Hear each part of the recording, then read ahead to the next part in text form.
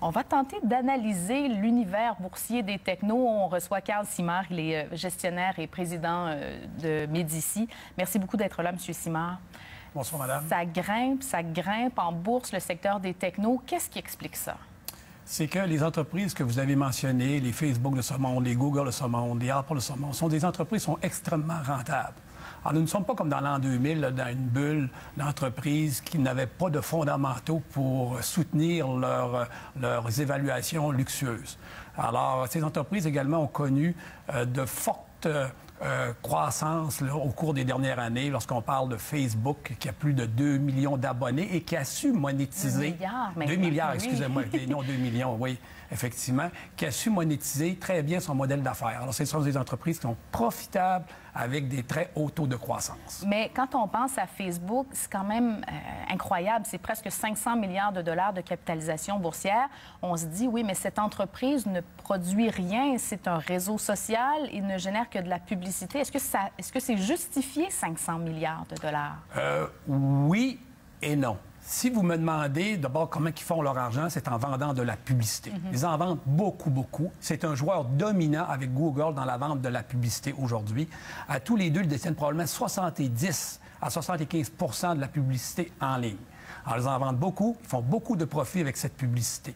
Bon, est-ce que les ratios d'évaluation de Google ainsi que de Facebook sont élevés? Oui, ils sont très élevés. Et probablement que ces entreprises ont à livrer beaucoup de croissance pendant plusieurs années, ont à livrer ce qu'on appelle dans notre jargon beaucoup de perfection pour justifier leurs évaluations au marché actuellement. Oui, quant à Amazon, c'est peut-être plus facile de se le représenter, cette valeur de 500 milliards de dollars. Il y a un réseau, il y a des entrepôts. Est-ce que c'est plus justifié selon vous? Non, sur une base de profit. Évidemment, ces entreprises également ont des réseaux. Hein. Leur avantage concurrentiel pour soutenir leur modèle d'affaires à long terme, c'est leur réseau de membres, d'abonnés. Vous savez que maintenant, Amazon a également créé un genre de groupe de membres au même titre que Costco et ça leur permet de générer des revenus exceptionnels. Également, ils vendent des services d'hébergement. Alors, ils vendent tout presque en ligne. Ils ont cependant à livrer des marchandises. Alors, ce qu'on peut se demander également pour Amazon, pourquoi ils ont fait l'acquisition de Whole Foods?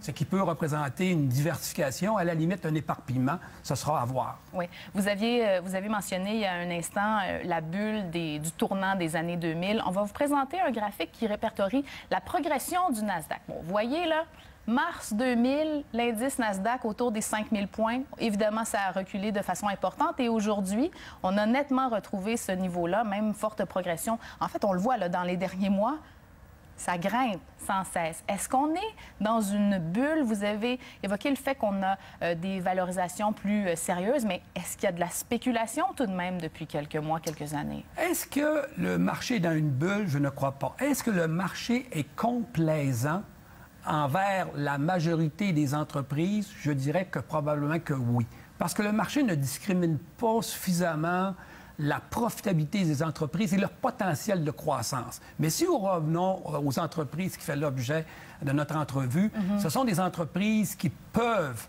livrer de la croissance qui sont très importantes. Je le répète, peut-être pas au niveau d'évaluation actuelle, mais ce sont d'extraordinaires entreprises, des entreprises qui sont dominantes dans chacun de leurs marchés, qui ont bâti des avantages concurrentiels qui sont très difficiles pour d'autres entreprises à concurrencer. On parlait de progression boursière pour Amazon, Google, Facebook de 30-40 depuis le début de l'année. Donc, les titres sont plus chers. Est-ce que ça vaut encore la peine d'en acheter? Est-ce que ça va grimper encore?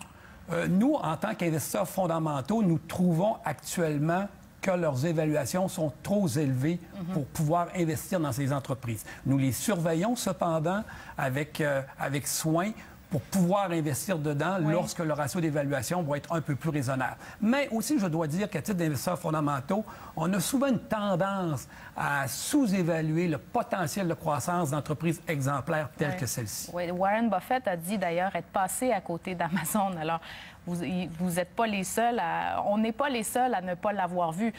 On mentionne Twitter, on l'a évoqué tout à l'heure. Twitter, c'est un modèle de réseau social qui fonctionne beaucoup moins que Facebook. Qu'est-ce qu'il va pas en ce moment? Je ne sais pas s'il fonctionne moins que Facebook, mais en termes encore fondamentaux, en termes financiers, c'est une entreprise qui n'a pas encore réussi à monétiser son réseau. Alors, monétiser, ça veut dire faire des revenus. puis également faire des profits grâce à leur réseau. Bon, aux États-Unis, le gouvernement Trump ne s'est pas montré tellement amical envers la Silicon Valley, le monde des technos. Est-ce qu'à votre avis, ça peut menacer la croissance de ce secteur-là? Aucunement. Non. Aucunement. Veut dire, les usagers sont là, les membres sont là, le réseau, les avantages concurrentiels.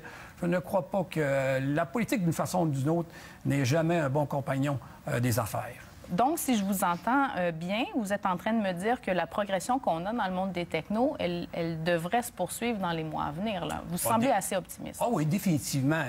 C'est sûr que peut-être encore là, je mets des bémols. Peut-être qu'ils n'atteindront pas les ratios de croissance qu'ils ont obtenus historiquement. Quand on parle de croissance de 20, 25, 30 par année, c'est beaucoup de croissance. C'est difficile à soutenir à long terme. Exactement. Ça, c'est clair. Merci pour vos explications, M. Merci beaucoup, madame.